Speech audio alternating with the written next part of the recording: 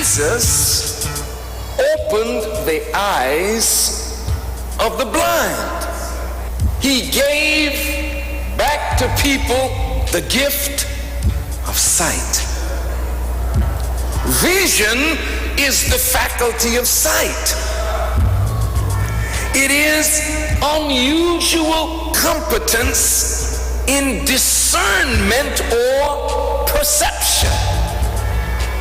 That goes beyond looking at a thing.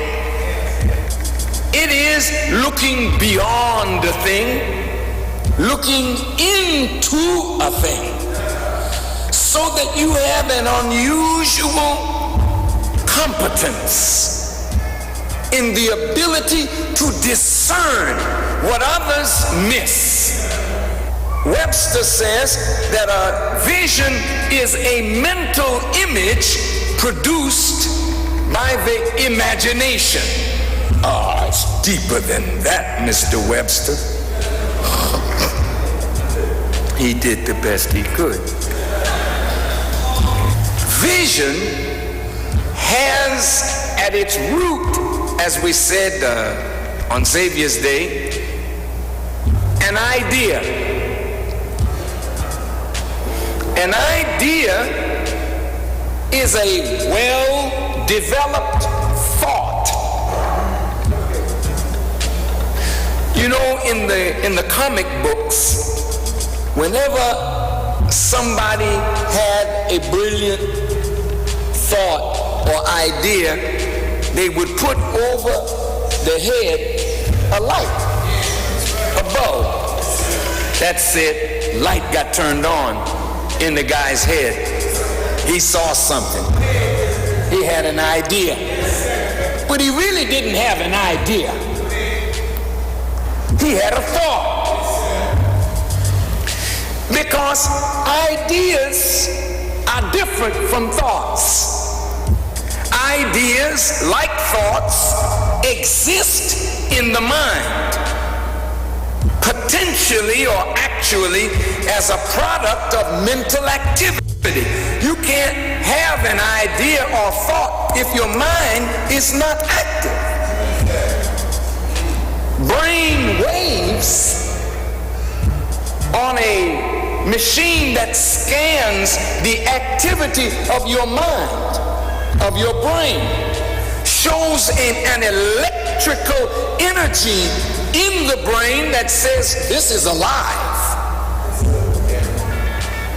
Electrical energy in the brain allows the brain to do what the brain is designed to do. Create thought, create image, create pictures. Listen, once you have a thought, that is a concept. When you say, sister has conceived, what do you mean? Sister has conceived. What do you mean? She's pregnant, right? Conception is not baby. The conception has all the necessary ingredients to make the baby. But now it needs a period of gestation and growth in the darkness of the womb so that conception becomes a fully developed child, baby, fetus. When thought germinates in the mind, if you don't continue to think on the thought, now I want you to hear me. If you don't continue to think on the thought, then the thought without more thought only is a thought that comes and goes. And you will say when somebody else comes up with the thought, but thinks on the thought, they stole my idea. They stole my stuff. They making the money and I ain't got none. Dirty, low-down thief. Wait a minute, fool. You don't have any corner on thought. You don't have any specific corner on imagery. Many of you have good thoughts, but you do nothing about what you think. So the thought was an opportunity that you blew because you didn't do by the thought what you should have done. You got to think on the thought. You have to think on the thought. And thinking on the thought is feeding the thought. Then the thought develops into an idea. And that idea has with it a plan, a scheme, a method of fulfilling and concretizing what was a mental image that had potential, but now you want to actualize what you have envisioned. But if you even develop the idea or the thought into an idea and still will not work the idea, then God will give the idea to somebody else who will fulfill the idea and fulfill the vision brought by the idea. After the thought brings up a concept you've conceived, most people talk the thought, and the thought gets lost. It's like showing the baby before the baby is a baby. Who wants to see a clot but an abortionist? And most times we get a thought, we speak it before we think on the thought. Get it developed. And it must develop in darkness, like the womb of the female, the womb of the mind. Develop your ideas. Then develop the method, the plan of execution. The idea will bring up a picture of the completed thing. The picture is in your brain. You can draw it on a piece of paper so that you can keep the vision before your eyes. But putting it on paper isn't actualizing the vision. The vision is only actualized when you bring it into concrete reality. How do you bring it into concrete reality? First, without faith, you can't work the vision. Even if you see it, you gotta now believe that you can bring it. Believe. Not only believe in God, but believe in yourself. Believe that you can do what you envision that must be done. But belief alone is not of any value unless belief is translated into practice or work. And it is belief joined by work that concretizes vision. Now, Jesus opened the eyes of the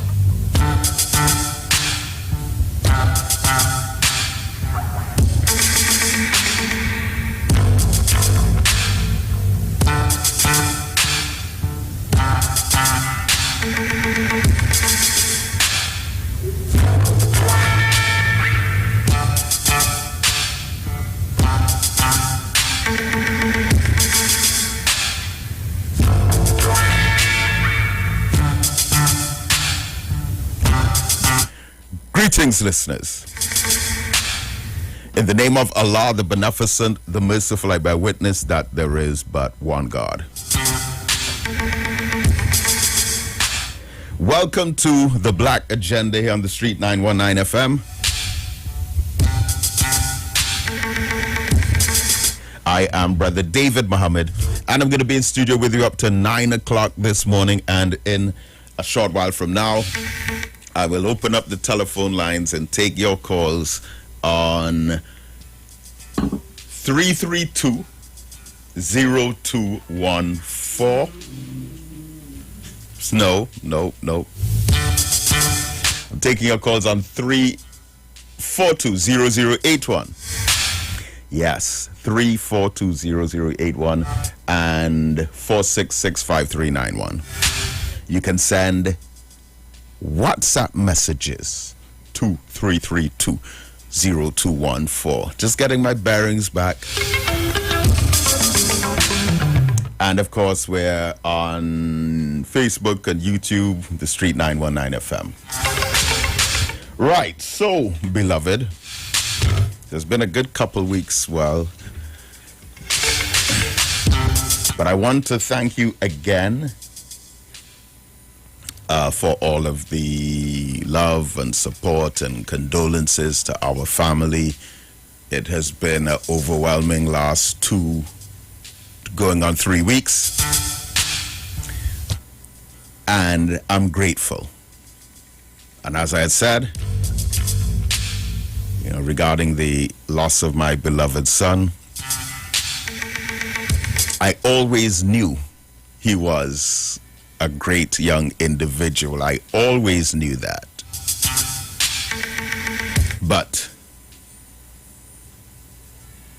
I still did not, I shouldn't say I didn't expect, but I'll say I was overwhelmed by and again, not hundreds of messages, not hundreds of responses, but thousands of responses from all over the world.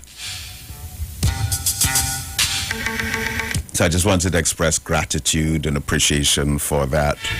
Of course, we had his janaza, his funeral, at the Kwame Ture Center.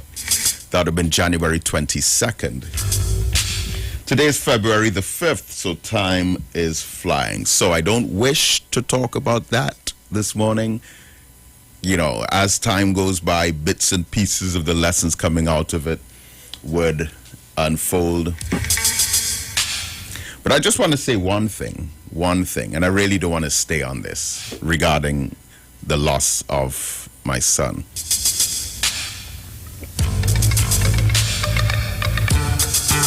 When,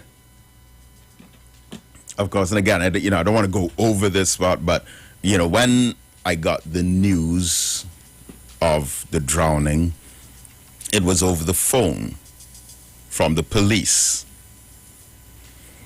Now, listen carefully to the point I'm making, and I'll use this to segue into what I want to talk about this morning. And I do want to spend a significant amount of time taking phone calls as well, because it's been a while since I've taken the live phone calls, as you know. But I want to make this one point. When I got the news of the drowning of my son, it was from the police, the Blanchishes station, and in processing that, I got angry with the police. I'm like, who are you? What station is this? What's your name? Just to clarify. So I'm getting upset with the police. Later on, same evening, interacting with the funeral home. When I had to go and do the first viewing of the body and so on, and I'm talking to them on the phone, I'm getting upset with them because I'm dealing with rage, I'm dealing with grief, I'm dealing with emotional turbulence, still trying to process mentally what happened. And then the forensic, same thing. Although my anger towards, so these people are trying to help me, right? They're trying to help me. They're trying to work with me. But I'm feeling anger towards them. Now, I want you to think on this. My son drowned. But when things started to cool down a bit, I started to reflect on the fact that so many people in this country are murdered. And if I could have felt that kind of rage for people who were trying to help me, the police, the funeral home, the forensics, different people, then imagine, and this is one of the thoughts that I was processing, imagine the rage out there for the thousands of people, same age as my son, men, black men, who have been killed, murdered, or slain by the police. Think of the anger that is out there. Because if someone, let's say a person, had taken the life of my son, thinking on it now, I doubt I would have been able to rest on that. Now that's the feeling, that's the initial thought. So this is a country of death. Think of how many people out there, families, fathers, mothers, brothers, loved ones, nephews, nieces, uncles, aunts, cousins, who are dealing with the loss of their loved ones, and persons responsible for the death of their loved ones are out there. My son lived a very good life. He was 29 years old. He was living in England. He had a good job. He was an events manager and coordinator. And he was in Trinidad on holiday, enjoying the best of both worlds. Working online in his job, making the English money, but enjoying the tropical paradise of Trinidad. And they go in hiking, they go in on these nature adventures, and he loved that. He lived a good life. Didn't drink, didn't smoke, didn't use obscene language, didn't eat the pig. He was kind, thoughtful, gentle, courteous, respectful. And up to that day of his passing, he lived a beautiful life, was a beautiful person. No one can say he did this harm to me or he did that evil to me. No one can say he slandered me, bad talked me, did wrong to me. No one. And that is the best state to return to your Lord. As Allah says in the Quran, we come from Allah and to Him is our eventual return. Now, if you return to Allah in a state like that, then that is best for your soul. But as the days roll by, I start to think about others who have lost their children, in particular their sons, young males, under violent circumstances. And the kind of rage that would be out there. And I want to say worse, but I don't want to say worse, but for this context, I'd say worse than that is the young woman. Now, I want to make a point that this anger, this rage, which, again, thinking back, people were trying to show kindness, people were trying to show the help. I would say my anger, though, to one source was justified. And that was these authorities who, it's been confirmed, the police have informed them, it's official, that someone dies by drowning. And as Muslims, you want to bury the person, you want to hold their funeral as quickly as possible. Preferably the next day or the day after. We had to wait 6 days because of this obsession. And I'd refer to it as a sick obsession with wanting to test bodies for this plague. You read between the lines. And Wednesday evening, inshallah, I'm going to go back live on social media Wednesday night on my Facebook page. I'll talk about that some more then.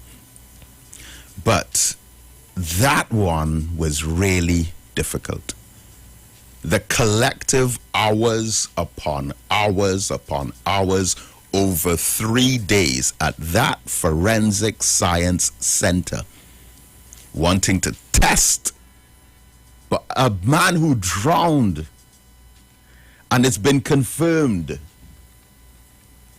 You're going to delay a family, prolong their grief by 3 whole additional days just to test them so that you can go into these bogus press conferences, try to terrify the country into taking the devil's poison for whatever behind the scene purpose. That one was really sick. That one was really sick. And I had to tell one of those doctors in there, do not disrespect and dishonor the life of my son by trying to get some false report to add to your numbers to continue lying to the public. I have a Newsday article from September last year of someone who fell off a ladder and died. They tested them. They tested positive. And that went down as a cause of death. You evil people. July 4th, 2020, the Honorable Minister Louis Farrakhan, in the message entitled The Criterion, emphasized we need our own black doctors, scientists, medical researchers, epidemiologists, virologists, healthcare specialists, our own. Because our history with you is too long, and our history of those with authority in our own societies following like sheep, like rabbits, like lap dogs, the agenda of our enemy, it's too loyal. How can we be so loyal, so committed to the agenda of our enemies? And listen, if there wasn't so much oppression in this society, then I would have probably fell for the trick too. But you've already proven over the decades that you don't care about poor people. That has already been proven. The oppression and exploitation and tyranny against poor people since this country was born as an independent nation has been too consistent. The patterns of capitalism have been too consistent from the beginning to now. You have already shown us, you've demonstrated to us, you've proven to us that you do not care about poor people. There have been consistent capitalist patterns of shoveling the wealth of this nation into the hands of those who already have more of it than they could ever possibly imagine spending or consuming. You've showed that to us. So, if that wasn't so, I might have been tricked. But you've already proven that you don't care about poor people, but all of a sudden you care about the health of poor people and that they don't contract something that could kill them. I'm not buying it. I'm not buying it. I don't believe it. I don't trust it. But I'm saying if there wasn't all this oppression and exploitation and helping the rich get richer and the poor get poorer, and that consistent pattern intergenerationally, regime after regime after regime, after political party after political party after political party, after decade after decade after decade, if that wasn't so, I might have been fooled. Might have been fooled. That, oh, you care about us. You really do care about us. So let me go and roll up my sleeve. But no, I'm not going to be tricked by that, beloved. And while I'm on that, now, beloved, you'll have to read between the lines for this one, okay? Use your brain for this one. Read between the lines for this one.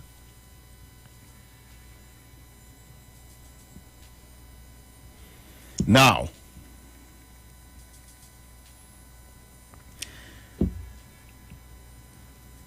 imagine there's a news story that says 100 people dead from starvation. And in the news story, it gives you a breakdown, says 96 of them had no food for 2 whole weeks. But 4 of them had breakfast, lunch, and dinner every day for the last 10 days.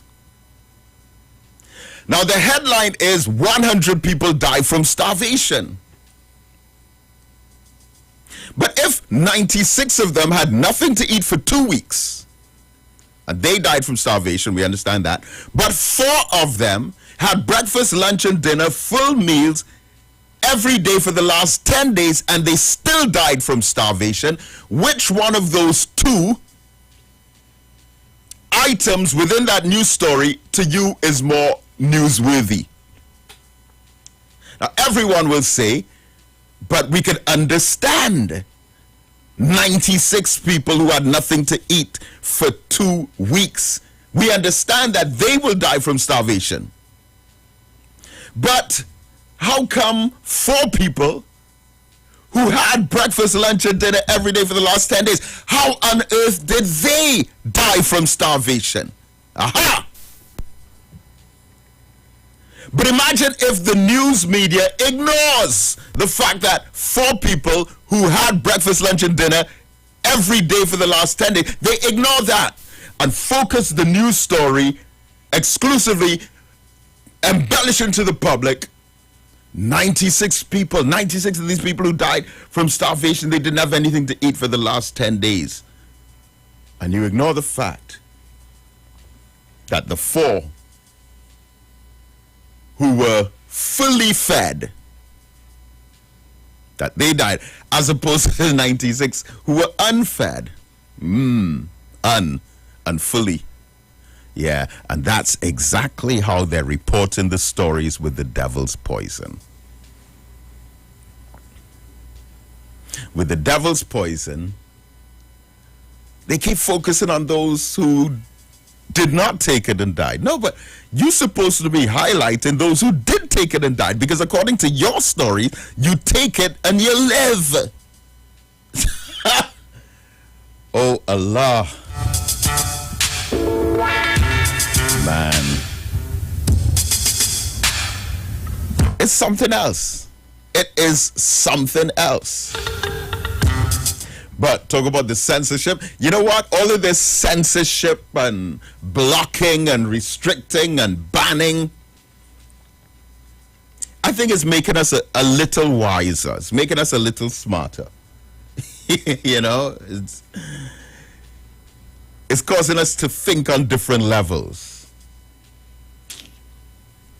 Because this kind of censorship that's taking place in 2022 is the kind of things we were reading about in all that science fiction where there's a new kind of global government that is silencing everyone. And the book 1984 by George Orwell, author of Animal Farm as well, the political satire about the pigs taking over the farm, running out the human beings, because the human beings were mistreating the animals, but the pigs ended up being worse than the human beings themselves, which is a satire of what happens with politics. Everything that people condemn before they get into politics, when they get in, they become a worse version of what they were against in the first place. But in 1984, the book, you had Big Brother. And this concept of Big Brother is watching you. But 1984, which was written by George Orwell somewhere in the 1950s, I think it was. Inspired by, you know, World War II and the different political camps and schools of thought that emerged at that time. But so in 1984,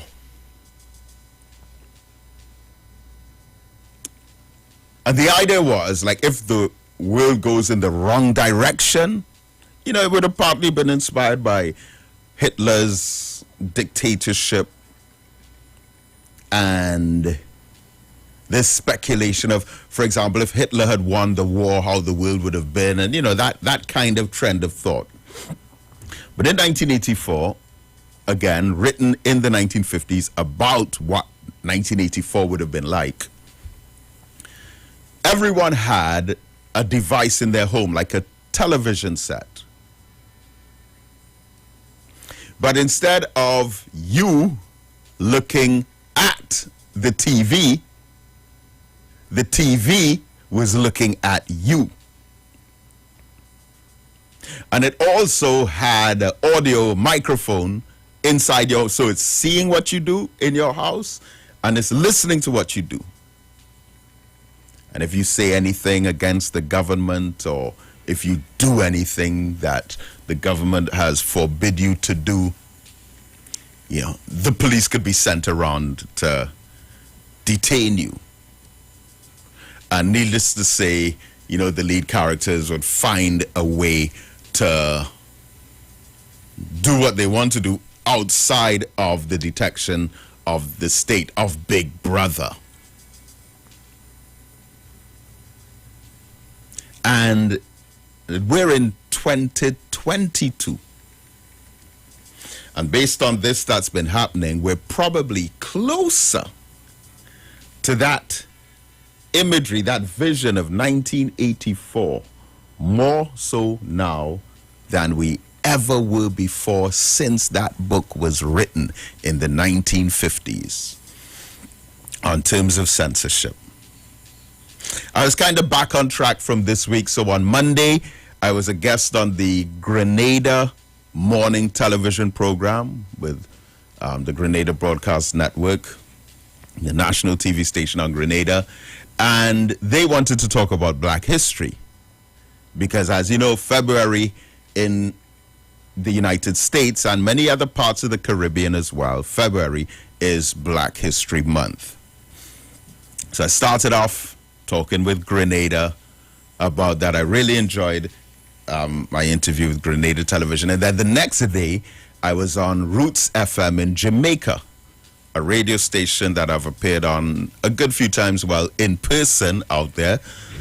I wish I could have been there in person now, trust me. But so I did an interview with Roots FM, and that was a completely different kind of interview because they were talking about government policy during this pandemic. And I had to keep emphasizing, because it seemed like the brother who was doing the interview, very conscious brother. I'd never interacted with him before. But I had to keep emphasizing, because he's asking questions about, saying the government of Jamaica is making these decisions, is doing this, is doing that, so on and so forth. And I'm saying, well, yeah, but understand it's much bigger than just the government of Jamaica.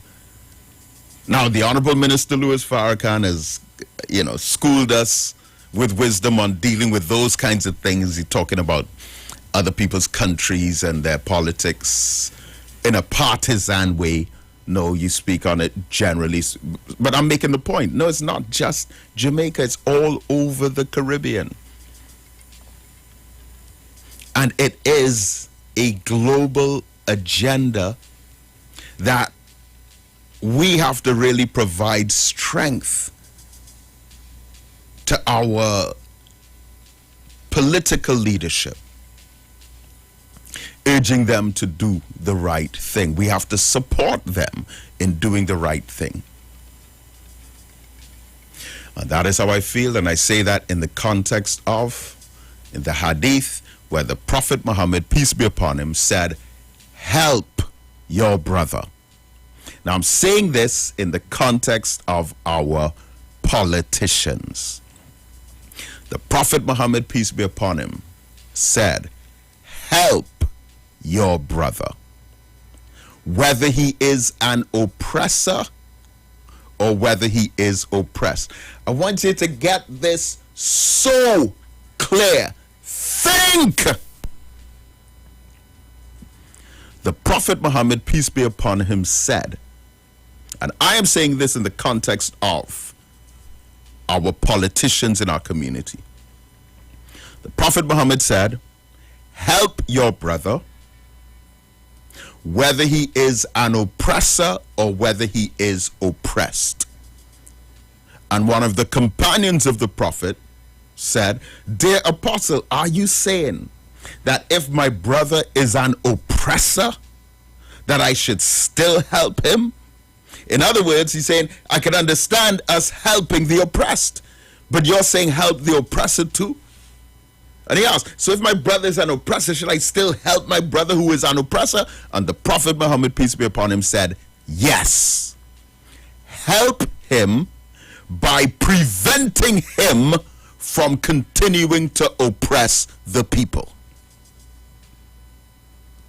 So my help to a politician has to be in condemnation of their exploitation, tyranny, injustice, and oppression of the masses of the people, because that is not only damaging the soul of the nation, but it's also damaging the soul of the individual.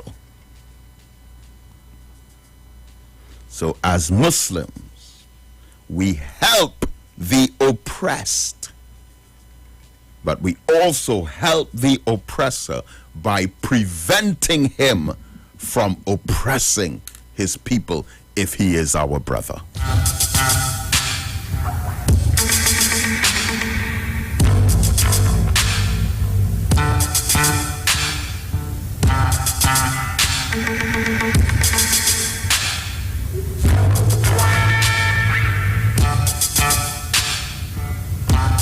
So let me open up the telephone lines. I hope these lines are connected.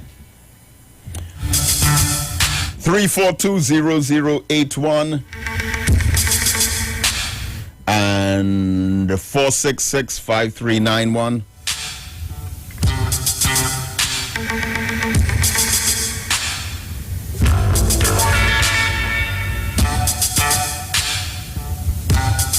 All right. So, first caller for the morning. Caller, can you hear me? Yes, assalamu alaikum. Assalamu alaikum. Yes, walaikum salam. Go ahead. Yes, exio. You understand? Be strong, my brother. Be strong.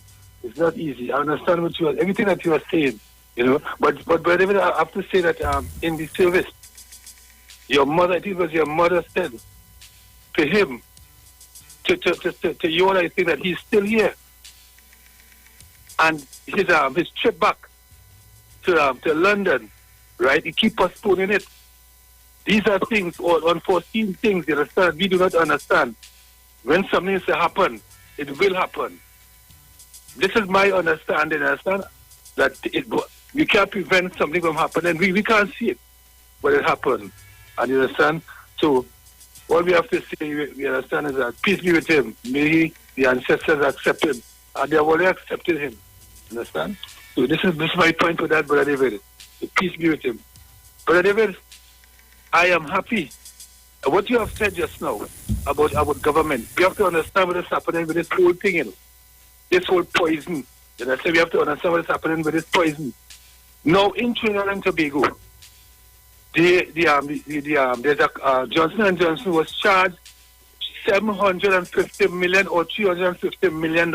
It was two companies was charged, one in Johnson & Johnson and one in Europe, by Americans who died from cancer due to their product. I am asking people and myself, how many Trinidadians would have benefited, who have died, you understand, from products that were produced by this company? The one in Europe produced Roundup. Roundup killed people with cancer. People use Roundup in Trinidad to kill rats and the door sort of thing. Who would have studied what these people have died from to benefit, you understand, from what was given by the court to these people? Right now, they have awarded over $3 billion, you understand, in America to people who have died and to deal with the people who are on opioid. How many of us have benefited? We haven't made no study on no bodies here when they die, you understand, to put any lawsuit against the companies, right? But David, I'm happy also that South Africa have done their own study into this thing, and they are producing the vaccines, you understand, their own vaccines for Africa and for poorer countries, you understand, who are not getting, you understand, from this capitalist, you understand, thing that they have going on in the world today with this business here.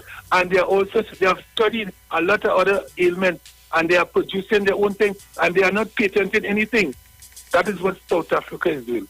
But even before I want to say something, I was reading something here, an African proverbs that said, and this, when I hear our people on the radio, and you really care, not against one another, I want them to hear this. There's a philosophy that says, give your heart to learning and love her like a mother, for there's nothing so precious. Give your heart to learning and love her like a mother, for there's nothing so precious. An African philosophy. You understand? These are, so when I hear our brothers on a morning during the whole day fighting on each other, and that's a negativeness that they are coming with, because they are not learned. They are not learned, and they put enemy against us. We are enemies every living day. We fight one another. Take these people, take these people, take. Who have studied it and see what happens in it? What happened is that in the next 10 to 15 years, this poison, when the real facts of this poison are come out on people, we're going to drop like flies. But even if I go, there's a movie called Elysium. I was told by a young lady in a discussion.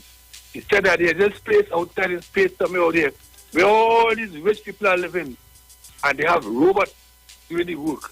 People think about what is happening. They're already going up there with a telescope, searching for place. and they are doing things down here to get to the bus. Well, David, have a good day. All the best to you and your family. It's a grief you are in. It takes time to get over that, especially when you have one son.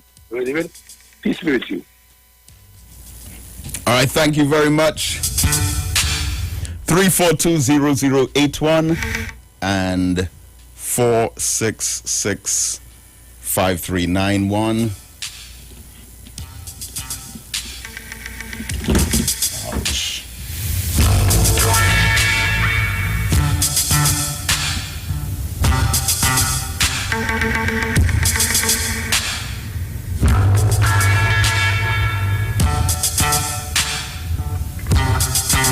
Good morning, caller. You're on the air.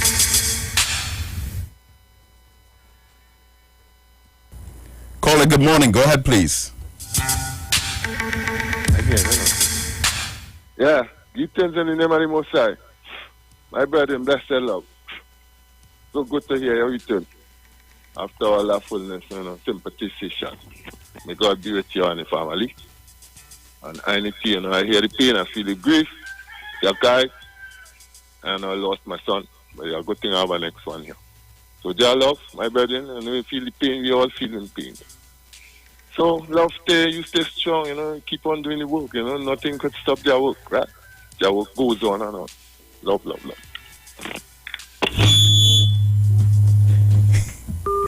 Thank you, thank you, thank you.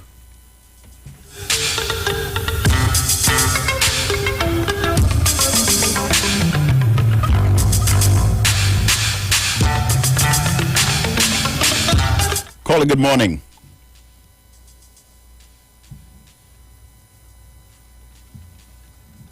Caller, good morning.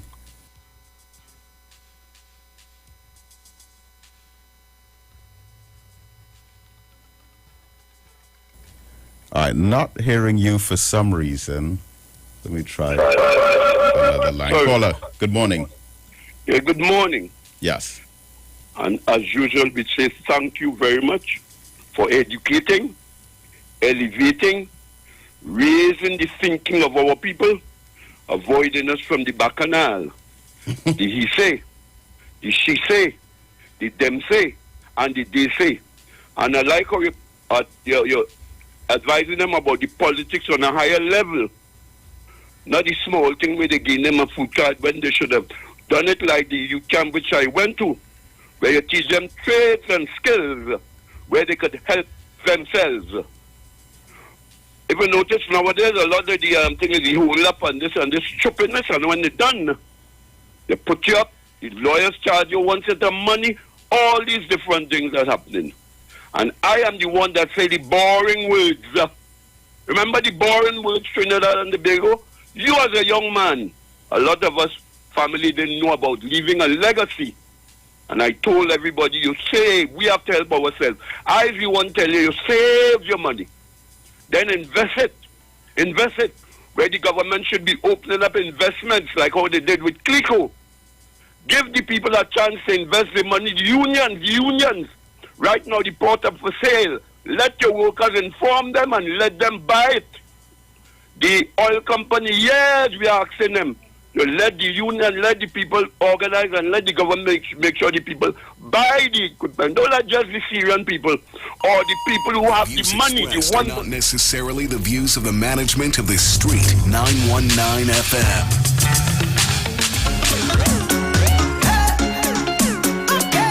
Let's go. See when I tell you what I tell you. See when I tell you what I tell you. See when I tell you what I tell you. What I tell you, when I tell you, when I tell you, when I tell you. Let's go. Let's go. We have something special here, very special here, something special here. We have something special here, very special here, something special.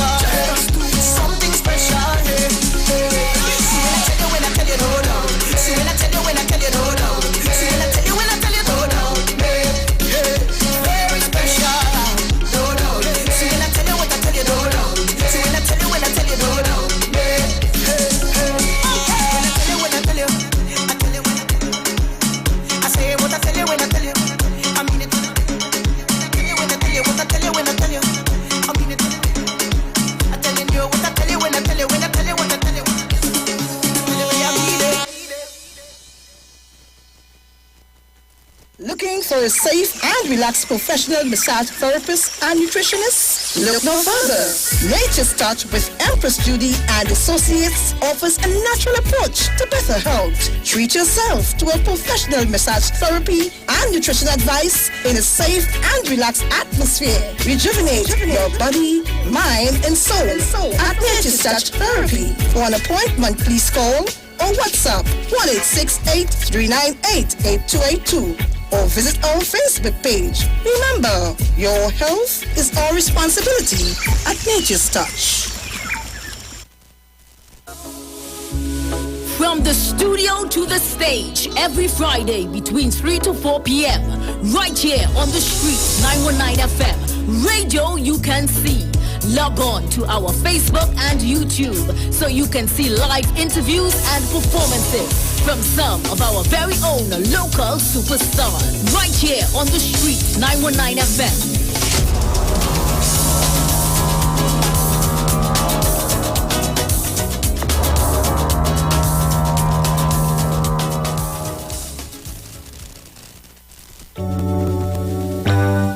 Blessings in the wonderful name of our Lord and Savior Jesus Christ. You are invited to listen to the Final Hour broadcast heard every Monday from 12 midnight to 5 a.m. in the morning on the street 919 FM radio. Here my mom, Pastor Helen Garcia, and myself, Pastor Valentine Garcia Jr., preach the word of God to the elderly, youth, and children. We can be contacted at 629-0113 or 623-8444. The church is located at 26 Prince Street in Port of Spain. We look forward to you joining us. God bless you. As my life I lay it on the altar, as my life. There's a new taste in town. Maracas Bacon Shack at 79 Robert Street in Woodbrook brings you bacon shot, kingfish, fries, shrimp, aloo pies, and delectable sauces to tease your taste buds. Walk in, order with food drop, or get parking lot pickup at 488 Bake or 75 Shot. Need catering? No problem. Call or email tastemaracas@gmail.com. Follow Taste Maracas on social media for all the delicious details. Taste Maracas, the new taste in town. Corner of Roberts and Rosalino Streets. See you soon. Better vision for your physical eyes, and through the eyes of faith, let healing arise in your mind, body, and spirit. At Natural Heal Ministries, we teach kingdom principles for living that brings the blessing of God to your mind, body, and soul. NHM Professional Associates are located at number 10 Moody Stewart Street, Monrepos, San Fernando. For more info, contact Dr. Desmond Phillip at NHM on 349-3494. NHM Professional Associates can be heard live on the street 919 FM every Saturday from 9:05 to 9:55 a.m. Share the live. Share the live. The Street 919 FM on Facebook and Instagram. Share the live. Iowa George on Instagram. Share the live. Iowa TV and Street TV on YouTube. Share the live. The Street 919 FM.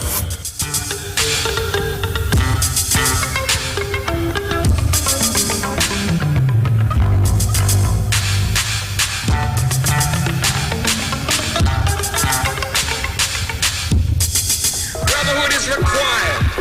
Brotherhood is demanded. Brotherhood is obligatory.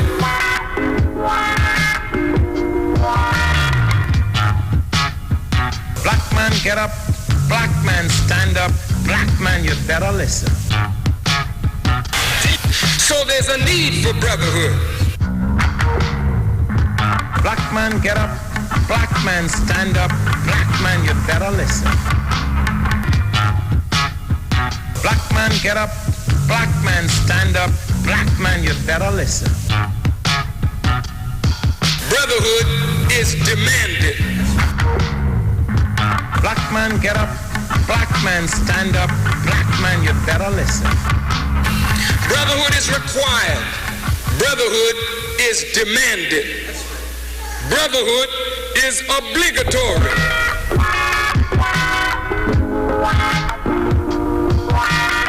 Brotherhood is essential, it is urgent, and it is compulsory.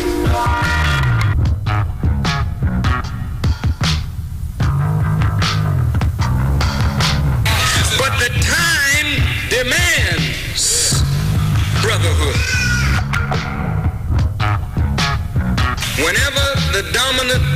society fears for its economic future, racial tensions are always aggravated.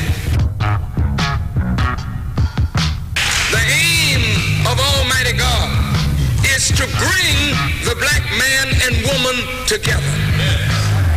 The aim of Almighty God is that we, no matter how divided we have been in the past, must experience unity in order to gain the success that we seek and the progress that we desire.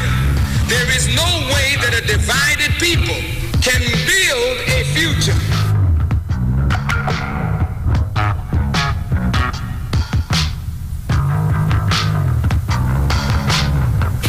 Brotherhood is required.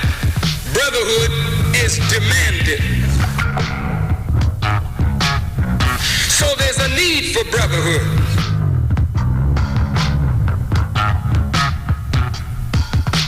But if you walk the earth proud and arrogant, you never learn your lesson because you think you already know. And how in the hell could you know and be in the shape that we're in? How can there be any brotherhood if there's not even the honoring of a word? Black man, get up. Black man, stand up. Black man, you better listen.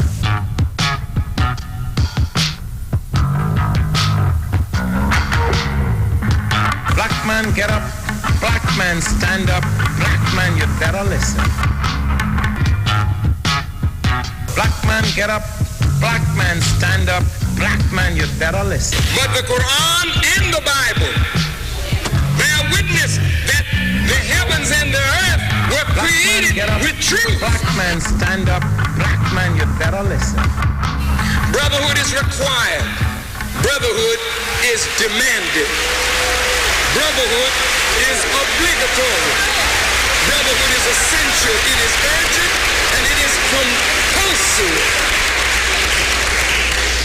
I feel that every man that wants to speak should have the right.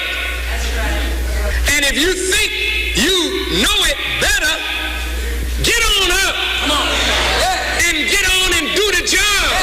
But if you don't know what to do, and all your mouth is able to do is condemn and criticize, but you have no works to show the rightness of your philosophical adherence,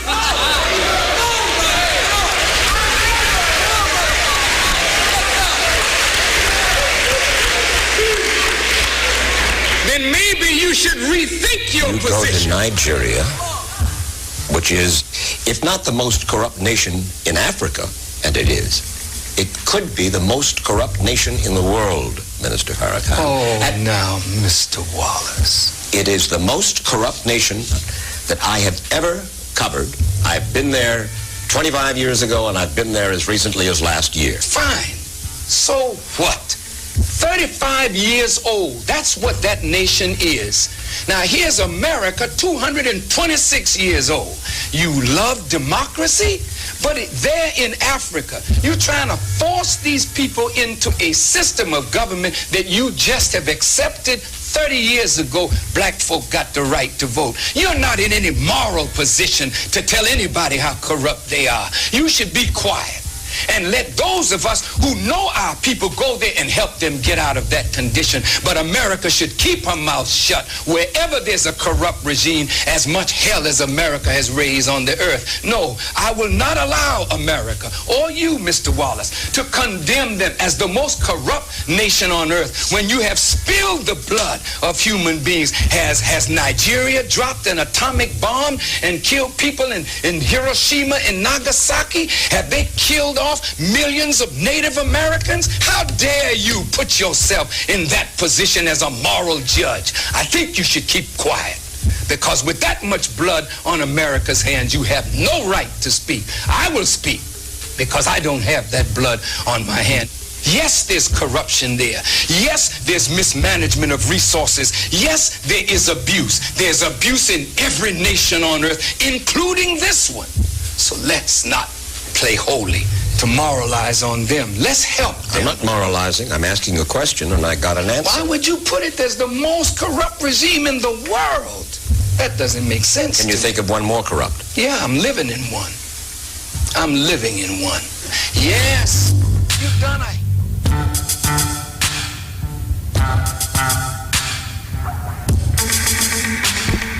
Welcome back and welcome to the second hour of the Black Agenda here on the Street 919 FM. Going up to 9 o'clock. And let me inform you with two things. One, on Sunday, February 27th, Minister Louis Farrakhan will be speaking to the world from 2 p.m. It's going to be live on the website www.noi.org, and it's also it's going to be on Gael, channel 107 on Flow, and also seen all over the Caribbean. Gael is now also in Jamaica, channel 390, but it's in Barbados, St. Vincent, St. Lucia, St. Kitts, Dominica, Antigua, Grenada, Barbados, soon to be in Guyana as well. I think Guyana is the only country that they're not in. Now, the name of the presentation by Minister Farrakhan on February 27th is entitled The Swan Song. And the Swan Song is a phrase that is used to describe or refer to a final presentation, a last message, a closing performance. So they said that this is likely to be the final speech to the world by the Honorable Minister Louis Farrakhan, and it's going to be something. Trust me. The last time he did one to the world was July the 4th, 2020, called The Criterion, which is when he, and of course, before the whole censorship thing, that's when I was running the clips. That's the clip where the minister was talking about, the devil's poison and so on and so forth. And that we, as a black community, we must empower our younger generations to occupy the highest positions in the fields of science, of business, of engineering. We have to instill within them the ambition to be successful in all fields of human endeavor, and not to become happy, satisfied, and complacent with getting minimum wage jobs for as long as the political party that we like is in office, and all of the whites, Chinese, and Syrians get multi-millions and billions on top of the millions and billions that they already have. We have to inspire our younger generations to be the best that they can be. So just before I open up the lines as well, I want to thank everyone who supported the tiling project. So the main auditorium at the Kwame Ture Center was closed off for the month of January. And with miraculous pace, really, and thanks to all of those who supported, we were able to complete the 4,000 square foot space of the main auditorium at the Kwame Ture Center. So now the entire floor is complete. It looks beautiful. Because remember, we had the concrete floor before with the terrazzo paint, which is being chipped away, peeling off. And next time you step in, you'll see.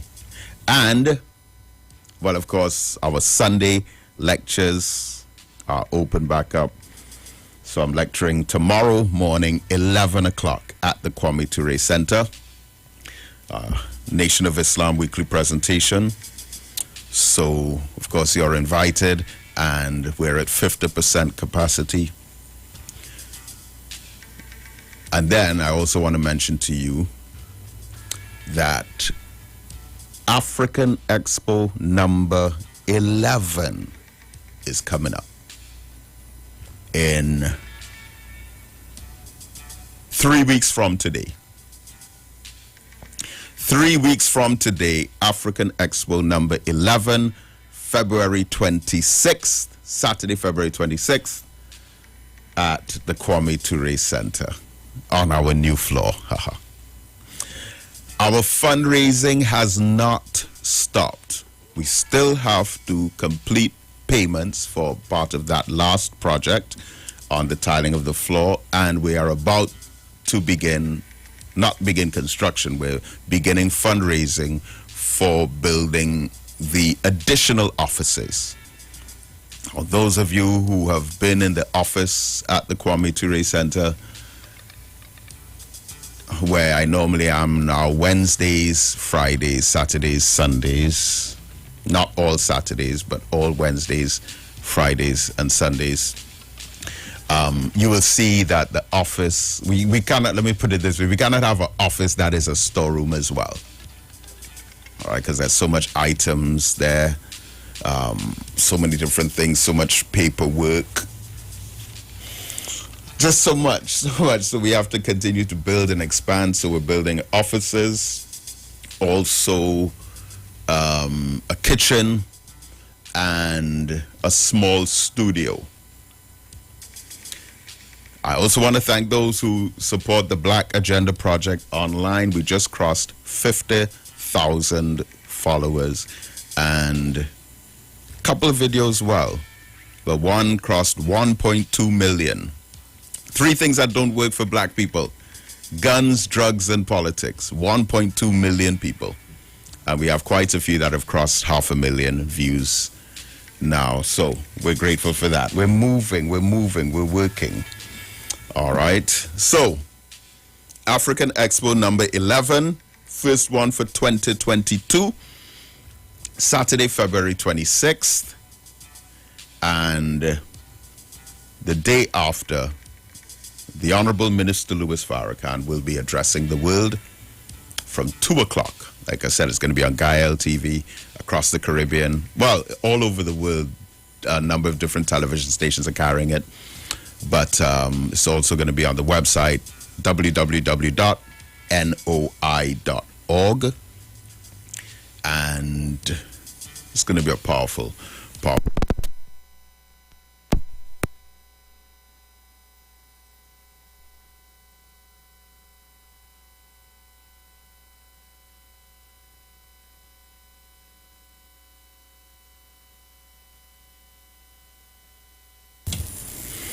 Okay, so we just had some kind of disturbance there that switched our mixing board off, but I hope you could hear me. Let's go back to the phone lines. 3420081 and 4665391. Caller, can you hear me? Yes, Brother David. Good morning. Yes, good morning. Go ahead. And assalamu alaikum and greetings and good day to you, an audience. Yes. And a special good morning to my friend Iwer in Shogonas. Kurvik. And Professor Katabatsi. Yes. Brother David, it's really, really a blessing to hear your voice this morning. Likewise. I admire your strength. Brother David, let me say condolences to you on behalf of myself and family and my entire community. Thank you. Brother David, when I heard the news, my heart sank. I took up my phone a number of times to send words to you, but just the words couldn't come. I couldn't find no condolence, and I found myself going on in a zone remembering when my mother passed, Brother David. And I just couldn't find no words at all. So this is the first time I'm saying anything to you, and all I could say is I'm sure you would find a strength within that you never knew you had before. Mark my words, this would make you stronger. It's difficult to probably try to explain it, but take what I'm telling you, Brother David. It's really, really good to hear you. I feel good just to hear you. And you see, your loss, brother, it was really our loss too. And I realized there's truly blood amongst us because I actually felt it.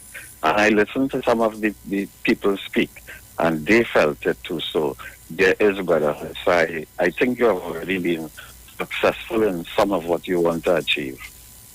So, brother, thank you for taking the call, and God bless. All the best. Bye-bye. Thank you so much.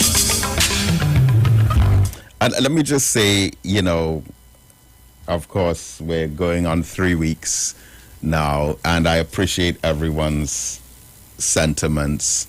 But, we're getting to that stage. Now, it's something that would always be a factor for the rest of our lives.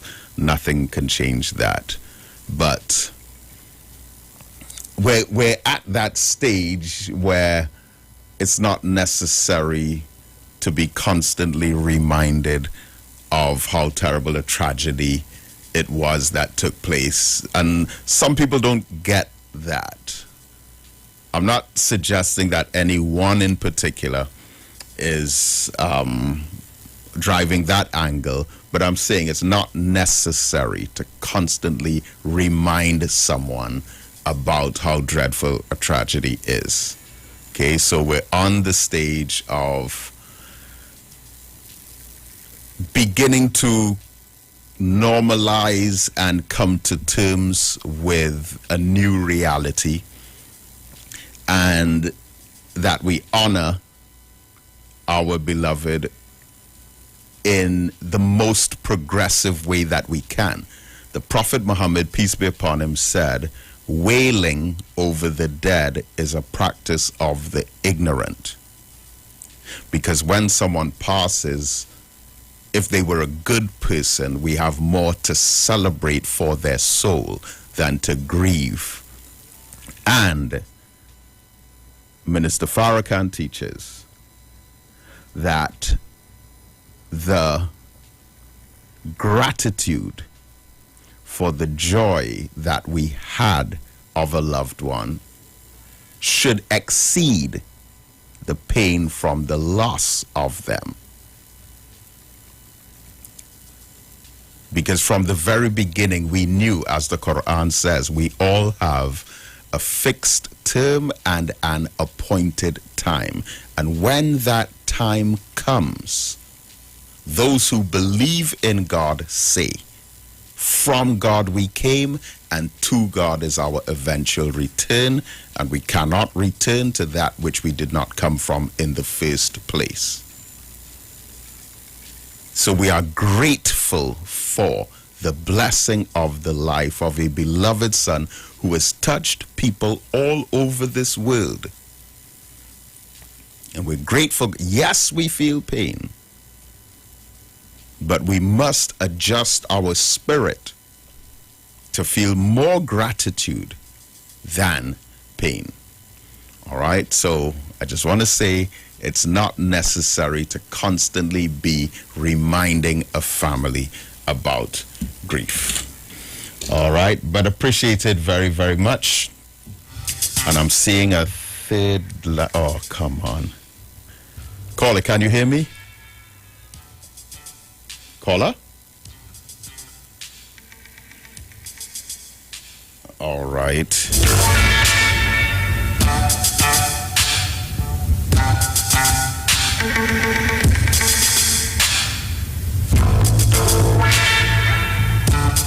Caller, good morning. Good morning to you. Yes, good morning. Oh, my dear, I feel your strength. I just simply want to express the gratitude, that word you keep using there, for the time he spent with us. Well, thank you. The gratitude, and for so many lives that he has touched, and that you continue as you have no other choice, because every African youth out there need you. I need you. So just continue doing what you're doing. Thank you so very much. I am poised. The details about Farrakhan's speech, when is it again, please? It's Sunday, February 27th. The 27th, Yeah, yes, because from it's 2 o'clock. after on the 27th. Yes. What time again? From 2 p.m. 2 o'clock. Yeah. All right. Thank you so very much. Yes, thank you. Deeply Take appreciate good it. care. Bye.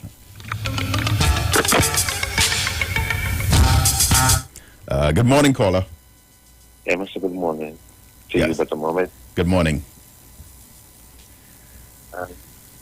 Let's say, Brother Mohammed, Mr. Condolences to Thank you. Thank you. your family and you at this time. And may God find you peace and comfort. And all those who did love your son, may God also find them peace and comfort. I didn't like to dwell on the death. I lost my father at a very young age. I lost my brother at natural cause, no gunshot, and make it clear, at natural causes, young man. And I don't really, well, honestly speaking, I don't really think about them, because thinking about them, it brings pain and it brings memories. So I let the dead rest in peace. I do not interfere with the dead. I do not think about it. Those that sometimes it might itch me to with my feelings, but I do not bring the dead. The dead rest in peace. So may your son sleep in peace and rest in peace wherever. Young person, I am older than your son. You see, you say your son is 39. I am in my mid-30s, like 35. Your son knows how to live his life. I live some life, because when I blink, I will be 40 just now. And I thank God for it. And I know that a parent doesn't want their children to die before them. A real parents always want to die before the children. Because sometimes I catch my mother calling me, my brother name, and I answer her because I know how she feels. And every day she think about my brother, but not me, because she's a mother, and she bring that person in that world. And she call me his name sometimes. I have to answer her. I don't tell her, well, they calling me for you know. I said, okay, I just answer her. So the moment as I move on from that, and I get down to a conclusion what you say. And after sending this passion to you, I hope that the conclusion what I'm going down, it will be positive.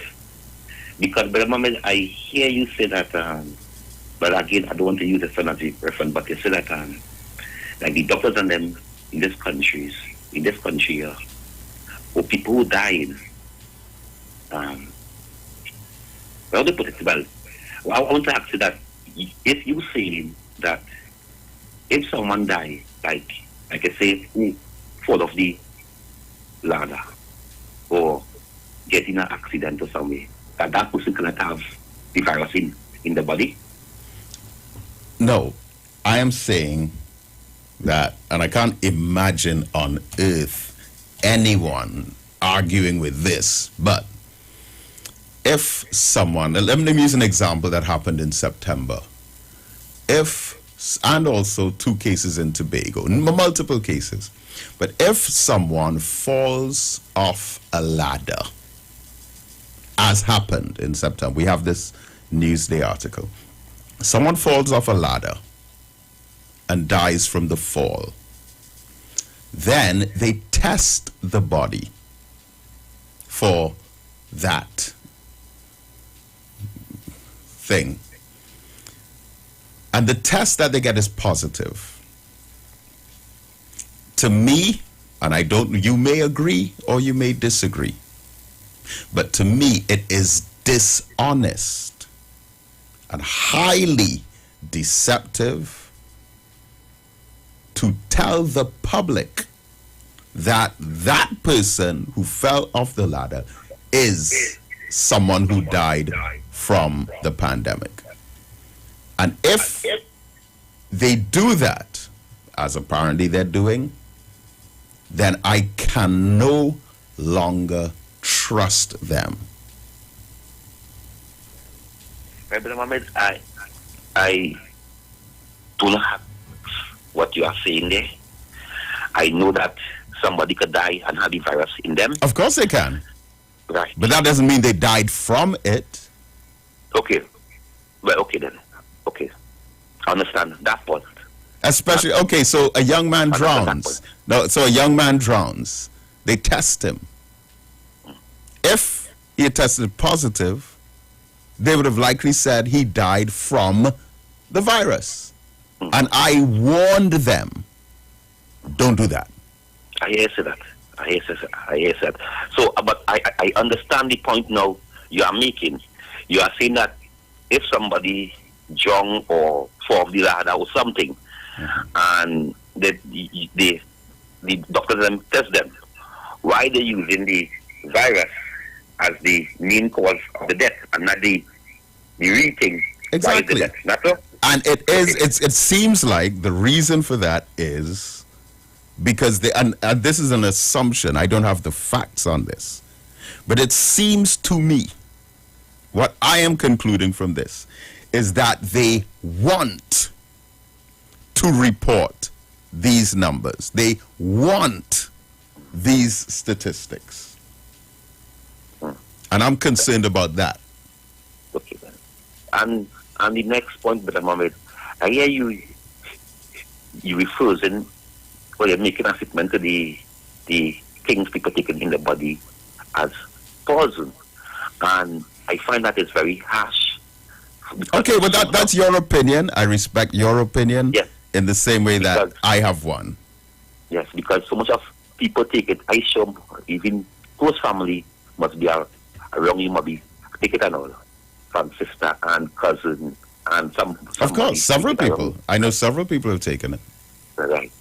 And as I take it too, and hearing that word that in the next 2 years, not you, but people so that in the next 2 years you could die. All right, but let me just say something to you, if I may. You could say what you want about this issue, but I am restricted from responding because of the censorship issues. So it's not really a conversation that we can have. So if you're saying good things about it, then you can say anything for hours and hours, days and days, weeks and weeks, months and months, and it would be acceptable, even if it's not true. Anything good that you say about it, there's open license to say on public media. But if you start speaking the truth about the negative side of it, you're censored. So I hear I'm kind of restricted. So yes, you could say your part, yes, if you understand, but I am restricted from responding to you because of the censorship issues. I know. Right. But yes, I just want to get some clarity of what you said, again, some kind of clarity. But again, I and many other people who have it in them might feel kind of hurt of, because we don't have a problem with people who do not have it in them. We didn't label them of them go dead in next 2 years because they don't have it, or we didn't label them as pigs in a sheep and all kind of thing. Where have you heard that though? Who's labeling who? No. Or calling who pigs or sheep? Well, I'm not saying you, but social media, certain programs, certain online radio, online. You know what I mean? Well, I can't respond. I can't respond to. I know, but I'm not saying that. But what I hear you say, it is paused and I have a problem with that. And as I close, Brother Mohammed, as I say that you have people are being censored, not only being censored alone by using the virus what going around, but it is I call them, and you know I talk about him many times, and people get vexed. I call him the world president, Trump. And 4 or 5 months ago, Trump come out and said that I am going after big tech. I'm going after Instagram and Twitter. Because when these platforms come out before, it was for the public, it was for the people. His words that because it Twitter banned me for 3 years, he can't have a Twitter account. His words that politicians and people who have, that was his words. I follow him. I know what he said and I have the clip. He said politicians and big business people today is paying Facebook. So you could have a page and your page could be pushing the most filthiest thing. Once you've given them something, you can report that page. That page will never get put down. It will never get put down. So to me, Facebook today is tamper with. Instagram is tamper with. YouTube is tamper with. It come now like the mainstream media. They're trying to cover you. And that case is coming up in the next 4 months, and it's millions of dollars that the world president is going to spend to go after to expose. And I ask how Facebook come to that stage that people are being censored. They cannot talk this. They cannot talk this. This was the only platform that because people are mainstream media are hiding things. And on the internet, you are seeing the real things. It might be 100% factual. But if something happened now in Iraq, I can know because of internet. If something now happened in America, I can know. I got to wait until 7 o'clock in the night and to know what's going on. I could see it now in front of my face now on me because this thing is a thing. But people, the owners of them, the CEOs and all of them, is getting like they're getting buyout. So I understand what they say about censors. I think that I have to meet the person to talk about this thing because the word poison, because we human beings and we take it because we believe why we take it, and for people to be labeling us in the next 2 years we could die. And we speak, all right, well, I haven't heard that. But let me make a point to you, though, in closing, about Donald Trump, as you mentioned. And you do have a very good point there on terms of how he has highlighted the censorship on not just mainstream media, but also social media. Yes. And even though I disagree with the philosophy and positions of Donald Trump, I know that. I think it was wrong to censor him. Yeah. And let me close at this point. So we had President Barack Obama, 44th President of the United States, who, in my opinion, was the greatest American president that ever lived. He was a black man who was... Because he black man? No. Well, you cut off my sentence.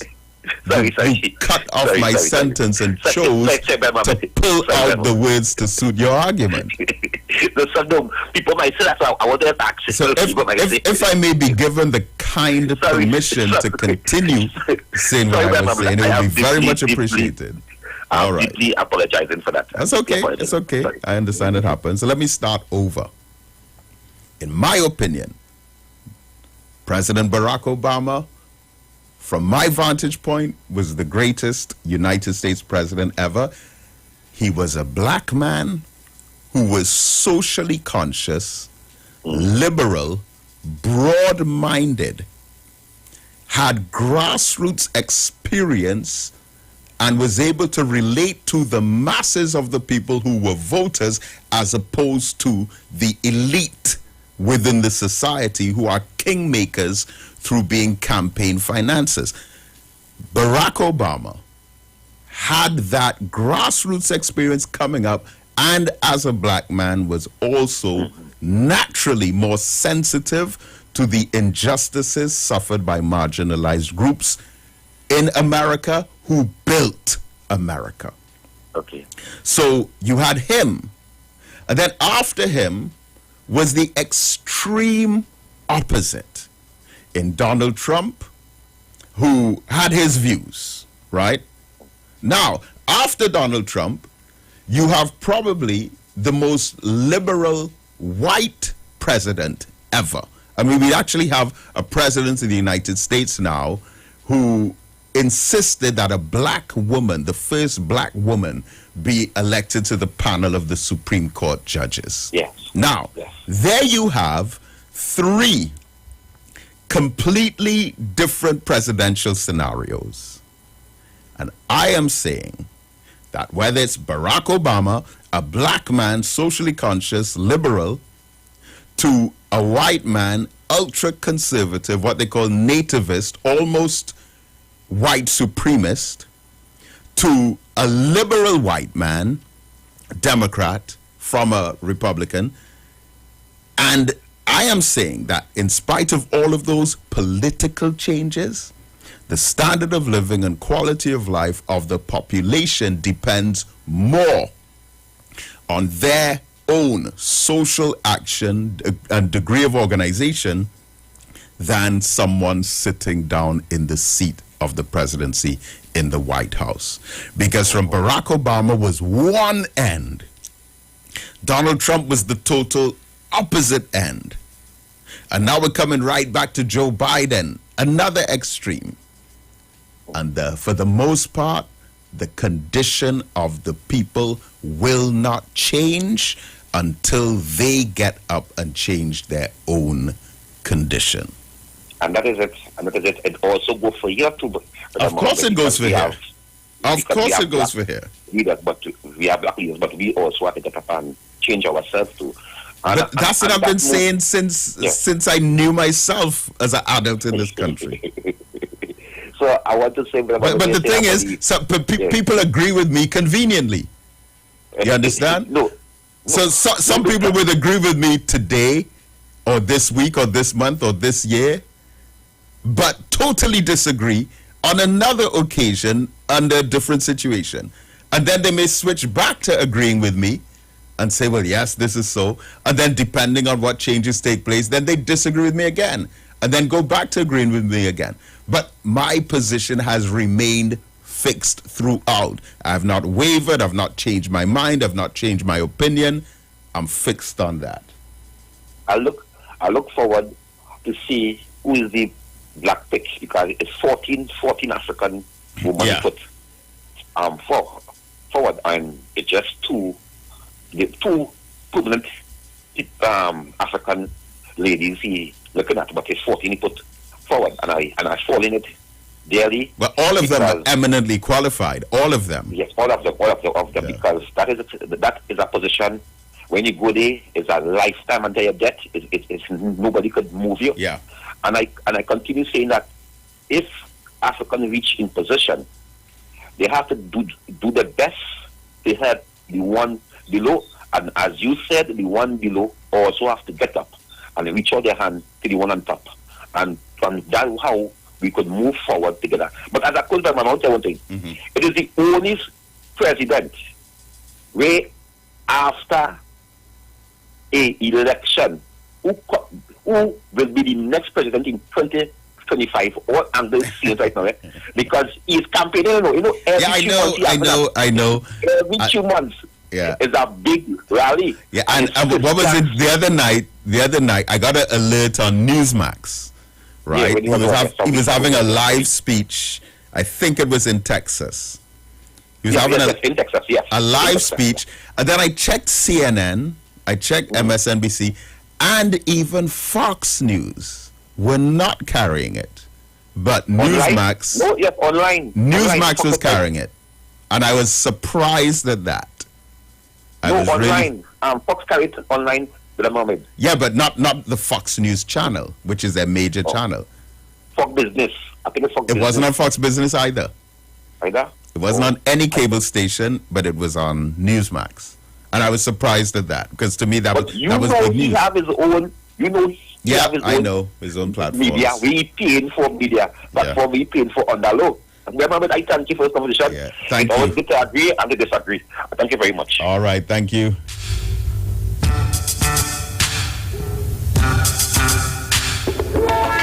3420081 and 4665391. All right, caller, good morning. Good morning to you, sir. Good morning to you. Love you always and your family. Oh, Take thank care. you. Thank you so much. Been such a long time. Okay. All right. Thanks very much. Oh, yes. Caller, good morning. Well, Dr. Mohammed, Good morning. pleasant morning to you Mm-hmm. and to your family. Thank you.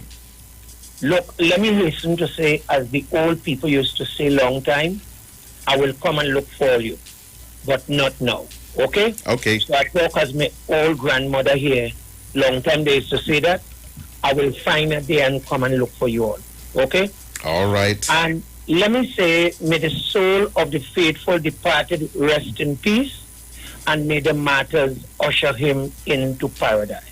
Look, Doctor, I don't want to put too much on your plate, yeah? But let me say this. In terms of the deaths in Trinidad, I've been begging this question. But wait now, people not dying from diabetes anymore? People not dying from cancer anymore? Right, that's the other point. So it seems like they've taken all those statistics and placed them under this new category, and it comes across as bogus. Thank you. And But dishonest. here we are going. And the thing is, after having that kind of approach, if you come and tell me something new now, let's say you come and tell me that, give me some statistic about food production or crime rates or inflation in the economy. If I know for a fact that I cannot trust you to tell me certain things about health, how do I know that I can trust you to tell me certain things about crime, about poverty, about education, about law, about economics? The trust is eroding. Sorry, go ahead. And brother, let me go where the air is red. So, before 2019, every day we had death news being read on several stations. Sometime for the week, normally you have people who die of old age, normal circumstances. I had been going to a lot of funeral or tabakit because, you know, people will, when I go there, they would want, firstly, I want you to say something. And I begging this question, but wait now. On a normal basis, deciding this so-called pandemic, how much people been dying in Trinidad? And this is the big question. Now, you realize the carnival coming, and what it is, some taste with something. And you realize, I want to be very careful here not to get you on the station into trouble. You realize the figure went down to single digits. So I asked myself, I said, but why? Now, come Ash Wednesday, I bet it was hit over. You have a right. Oh, Lord. Come Ash Wednesday, it's going to escalate. But All I would say is, I don't know, but all I would say is it would not surprise me. And here we are going again. I'm pushing the envelope just a little bit, very, very cautiously. So, in parable, if I have to get monetary funding, and if there is a particular world body that giving Tabakit some money to ensure that he is a good caller, so every time I read me, doctor, not to get you into trouble. Gosh. So every time Tabakit hit a particular political vein, he gets, if it's 10 billion to put in his coffers. And understand the conspiracy behind this thing. So Tabakit now have to inflate his contribution so that the world body that hearing him as a good activist will give him 10 billion every quarter. And just as where I started, the question I asked, how much people still dying from cancer, from prostate cancer, from diabetes, from heart, and whether or not if we still reading death news before 2019 and people was dying on a regular basis. Hey, murder, I say conspiracy and hoax in the place. Dr. Muhammad, I will visit you and your family. Sabakis was here, out and out. Oh, man.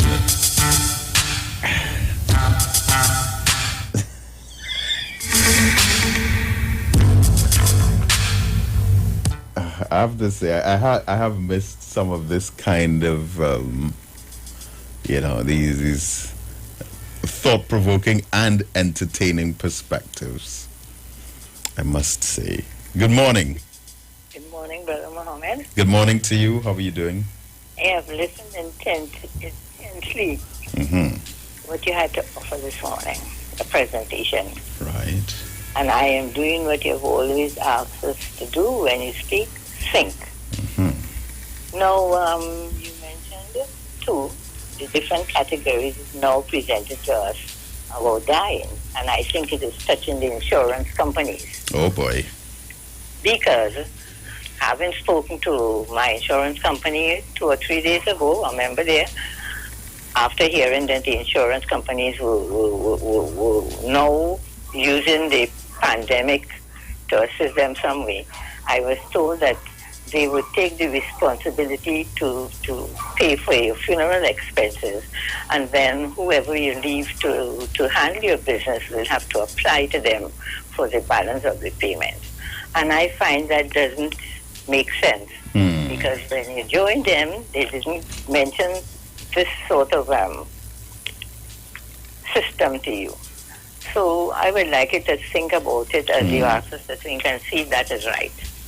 Because I, at my age, I'm hoping that I will die by natural causes. I want to know how they would check me after I die and prove that I die from COVID. You think you understand what I've just said there? Because, I'm not so young again, and I got to think a lot to see what I have to say.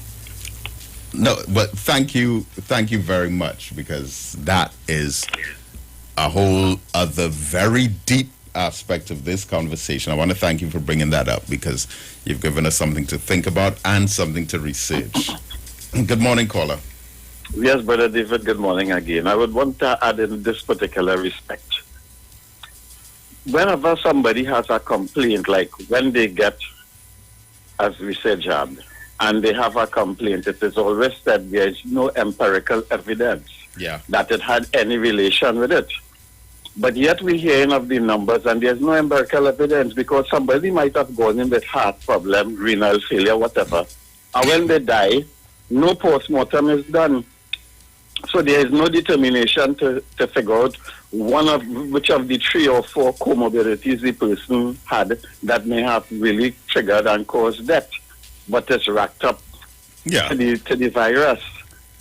And when somebody gets shot, they get 30-something bullets in them. You do a post-mortem to know what they die from. But you're not doing it to say what the people die from, but you're making a statement. It's really, really dishonest. And it's very untruthful to do that. So, Brother David, thank you again, and God bless. Yes, sir. Thank you, my brother. Yes,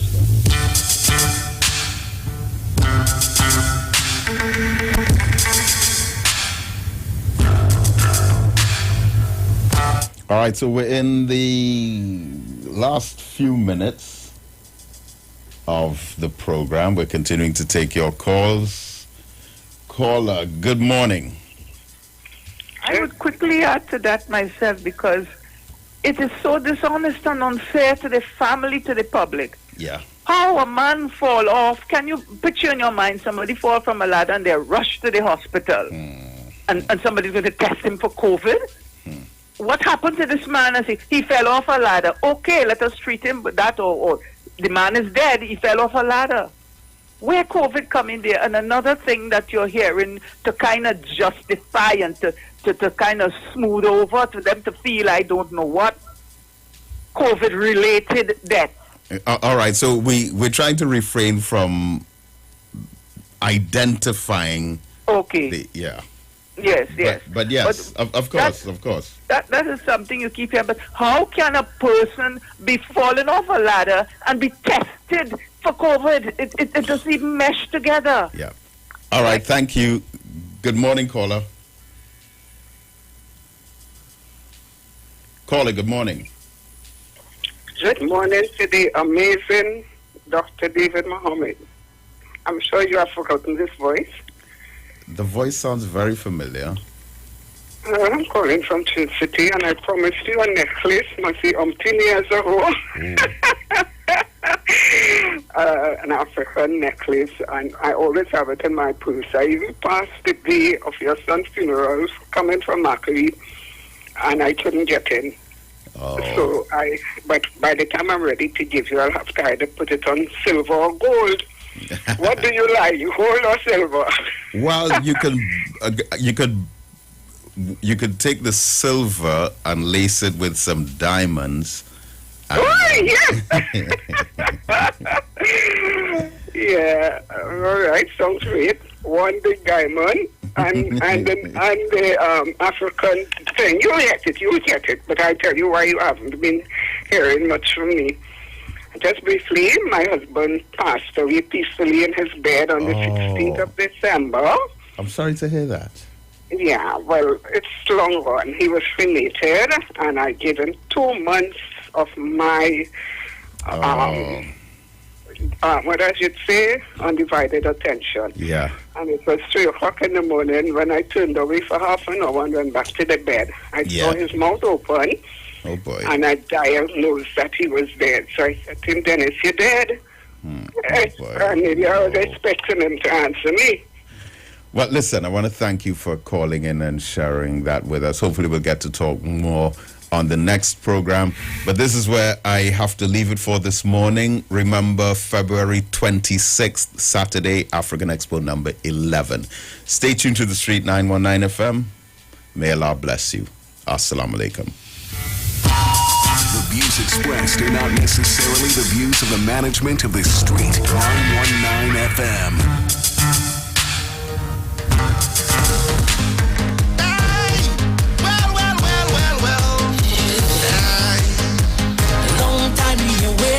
Jump up on a stage, or mash up the place. Just a party again is the remedy before it's too late. Doctor, we need a jump in a one. We can't wait. A good fit under the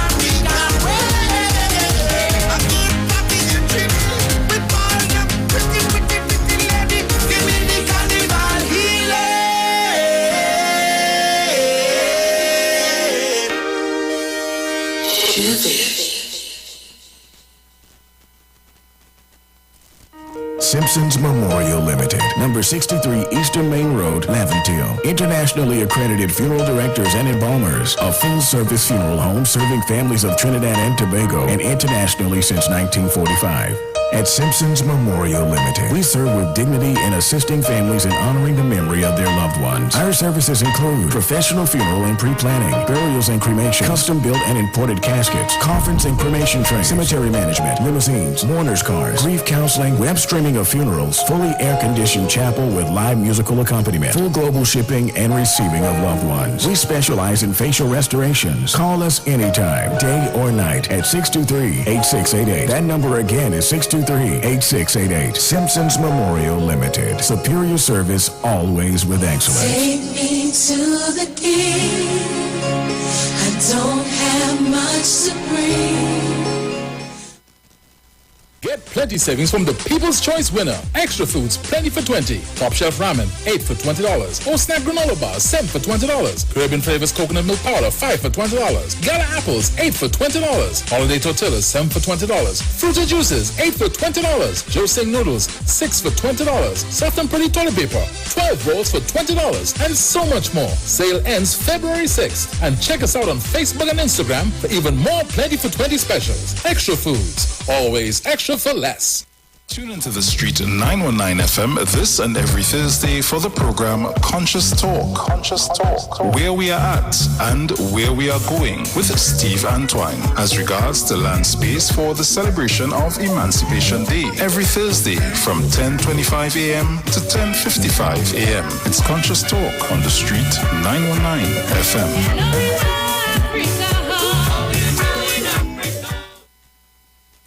It's all about the fastest growing reggae show in the land without a doubt. Right here on the Street 919 FM. Each and every Sunday from 7 p.m. to 9 p.m. With yours truly, MC Duke, alongside Selector Kochi. So make it a date and don't be late. Rock and come in, so line up, link up, creep up. You don't know reggae rock each and every Sunday. Salute Gadamawe, King Selassie.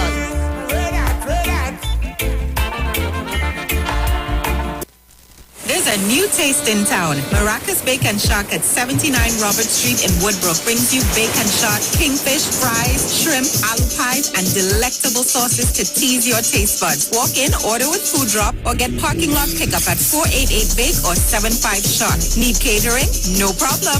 Call or email tastemaracas@gmail.com. Follow Taste Maracas on social media for all the delicious details. Taste Maracas, the new taste in town. Corner of Roberts and Rosalino Streets. See you soon.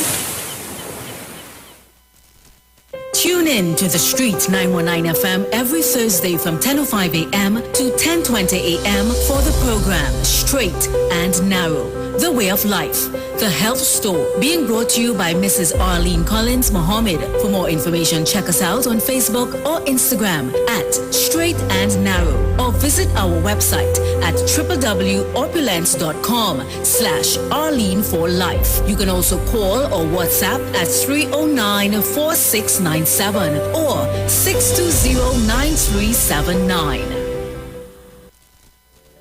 Turn your lights down low and listen to the Master's Radio. The Church of the Firstborn Assembly of number 399 Eastern Main Road, Waiko Sangre Grande, is pleased to present Pastors Morris and Agnes Johnson and guest. Sundays, Tuesdays, and Friday night, Sunday Ministry of Worship, Children Hour and the Word from 1 p.m. to 6 p.m. Tuesdays, see Jesus in every book of the Bible from Genesis to Revelation from 9 p.m. and Friday night, 9 p.m. to 5 a.m. all night prayer for our nation. Tell your neighbors, tell your friends, tell everyone. For further information, visit with us at www.churchofthefirstbornassembly.org or on Facebook. Email us at church668hope@gmail.com or call us at 753-1113 or 236-7271. Your free gifts and offerings will be greatly appreciated at Church of the Firstborn Assembly, account number 795222 at the First Citizens Bank. Get in touch with God.